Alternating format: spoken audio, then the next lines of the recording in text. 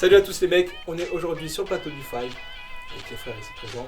Nous on a un groupe de jeunes de 20 ans. Et Pas sûr. restez sérieux, Et en fait on va débattre sur le football et aujourd'hui on a trouvé qu'il y avait un sujet qui nous tenait beaucoup à cœur. C'est le Real Madrid, la méforme du Real, parce que si on a des Catalans, on a des Madrilènes, on a des Colchoneros. Du coup, on a dit qu'on allait débattre sur la méforme du Real. Mais juste avant de débattre, on va regarder un magnéto pour nous remettre dans les conditions. There's the final whistle. Sevilla 3, Madrid 0. La saison 2018-2019 du Real de Madrid commence malgré les apparences sur les mêmes bases que la précédente. Le Real s'est séparé de son entraîneur Zinedine Zidane, Cocorico, et a perdu sa star Cristiano Ronaldo, parti lui pour l'Italie, ce qui a fortement impacté le début de la saison. Le Real a perdu en stabilité défensive en encaissant 16 buts en championnat, 7 de plus que l'an dernier, dont 5 pris contre le terrible ennemi, le FC Barcelone. Le Real est-il vraiment en perdition ? Bon, du coup, on va commencer le débat avec le frère ici présent, Pokam, qui est supporter du Real depuis maintenant, ça fait 10 ans je crois, un truc comme ça. 25, autant pour moi. Donc, on va expliquer la méforme du Real avec, pour lui, quelles sont les causes de la méforme, quoi. Alors, pour toi, c'est quoi la... Moi, je pense que la méforme actuelle du Real est due à plusieurs paramètres. Tu as d'un côté le départ de Zinedine Zidane, entraîneur. Tu as aussi le départ de ton meilleur joueur, à savoir Cristiano Ronaldo. Et ces deux personnes n'ont pas été, à mon sens, correctement remplacées par le président. Donc tu perds Cristiano Ronaldo, donc comme j'ai dit, c'est 40-50 buts, toutes compétitions confondues, que tu perds et tu ne le remplaces pas. Et ensuite tu as l'entraîneur que tu perds, c'est-à-dire Zidane, qui a une sorte de standing quand même. Il vient de gagner 2 Ligues des Champions avec l'équipe. Une sorte de charisme. 3. Et voilà, 3.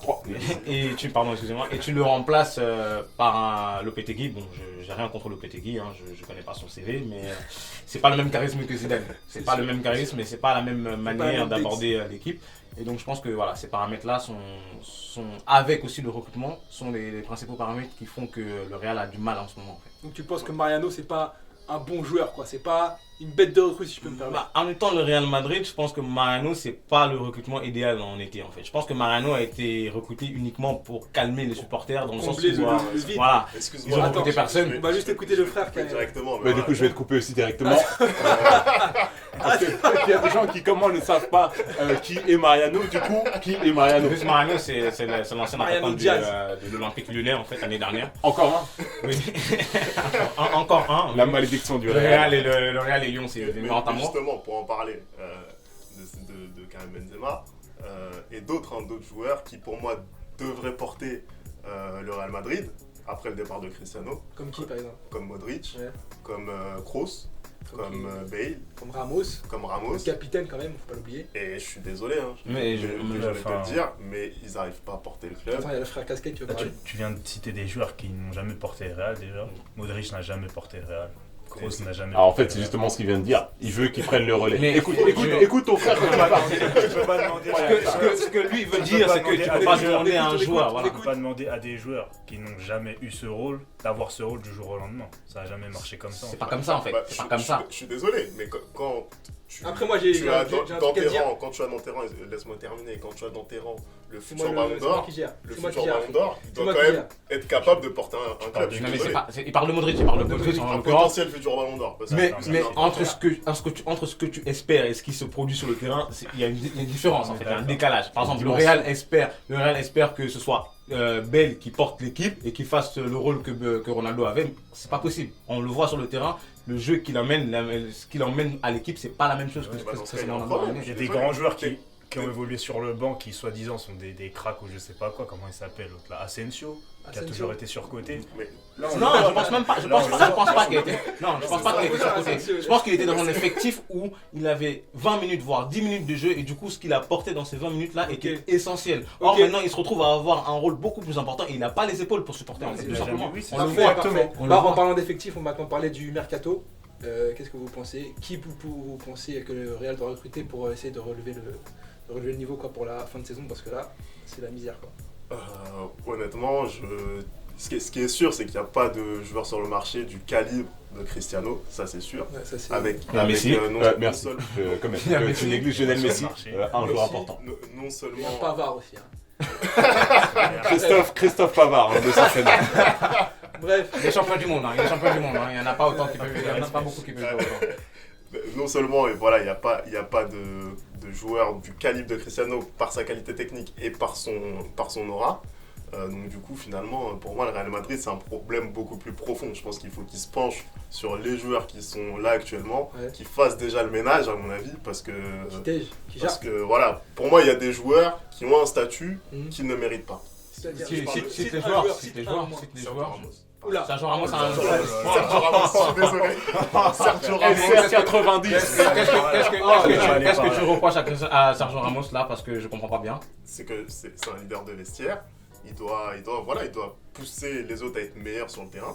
Et il n'y arrive pas. Mais il n'y a pas que lui. C'est un exemple. On m'a demandé de citer des exemples. N'importe quoi, mais ferme ta gueule. Ferme-la, mais tu dis n'importe quoi. Tu demandes à Ramos.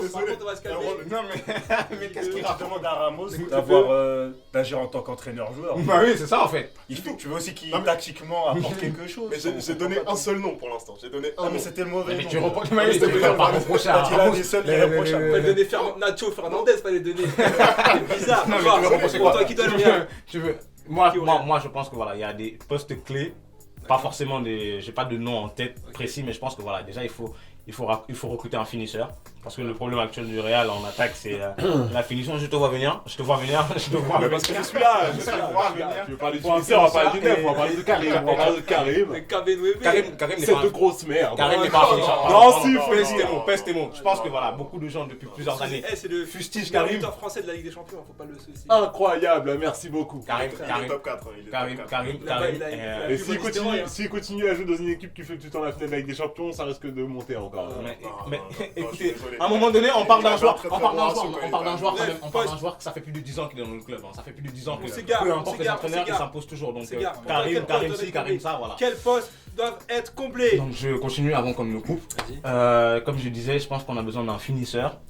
Savoir, par exemple, on parle de Lewandowski, on parle d'Icardi. Je pense que ça serait des très bonnes recrues. Ensuite, tu vois par exemple, ni Icardi ni Lewandowski n'a le charisme, l'aura d'un Cristiano Ronaldo sur le terrain. Ouais, mais ils vont plus finir que Mariano. C'est pas possible. C'est qu'on te demande, voilà, tu peux pas remplacer Cristiano Ronaldo par tu ne peux pas. Tu as besoin de 4 joueurs pour remplacer Cristiano Ronaldo en fait. C'est pour ça que je dis qu'il faut voir plus en profondeur qui est remplacé au Real Madrid. C'est pas qu'un problème de donc Pourquoi tu veux traiter le... Après Pérez, voilà, Pérez s'il pense qu'à coup de millions il va réussir à redresser le Real Madrid. À coup de millions, il en a gagné 4 en tout cas. En 5 ans, en coup de millions, il en a gagné 4 en 5 ans. Alors on sait que les millions gagnent des Ligues des Champions, vous pouvez demander aux frères qui supportent le Chelsea Football Club. Moi je suis pas dans le débat les fermer, laissez-moi dehors de ça. Voilà, il faut un finisseur et je pense qu'il faut aussi un joueur du type non, un joueur comme Eden Hazard ou un joueur comme Neymar. Je pense que voilà, si le Paris Saint-Germain fait encore une année sans gagner la Ligue des Champions, je pense que voilà, il va commencer à réfléchir. Mais je pense que déjà, aller vers un grand club. On est déjà dans un type de joueur pour moi, qui se rapproche en termes déjà de charisme. Ouais, c'est son statut, c'est ça, parce que c'est une superstar aussi. Mais il manque la superstar. À un moment donné, quand on regarde ce qui vient de se passer, on vient de faire 9 ans avec un joueur justement qui a ce charisme-là. Pourquoi repartir sur une dépendance d'un tel joueur qui va partir dans 5 ans et on va avoir le même problème en fait? Non. Ce que je suis en train de dire, c'est de trouver des pièces pour essayer de combler le manque qu'il a laissé justement Cristiano Ronaldo. Faut pas prendre un joueur qui va venir être la pièce centrale de l'équipe et au final dans 5 ans il part et on a le même problème. C'est pour ça que je te dis qu'il ne manque pas qu'un finisseur dans cette équipe. Mais je n'ai pas dit qu'il manquait qu'un finisseur, j'ai dit qu'il manquait un finisseur, j'ai dit qu'il manquait un joueur qui est capable d'apporter de la profondeur au jeu. Et bon, je vais laisser le frère finir. Ok, du coup on va finir le débat sur ces 12 paroles. Est-ce que tu as une dernière parole à rajouter en tant que supporter du Real? Qu'est-ce que tu espères pour l'avenir? Écoute, moi je sais que le Real Madrid n'est pas fini, malgré ce que tout le monde est en train de dire actuellement. Je pense même que la saison peut très bien se terminer, c'est-à-dire que s'ils font des bons recrutements en hiver, des bons choix. Le retour de Kaka au Real.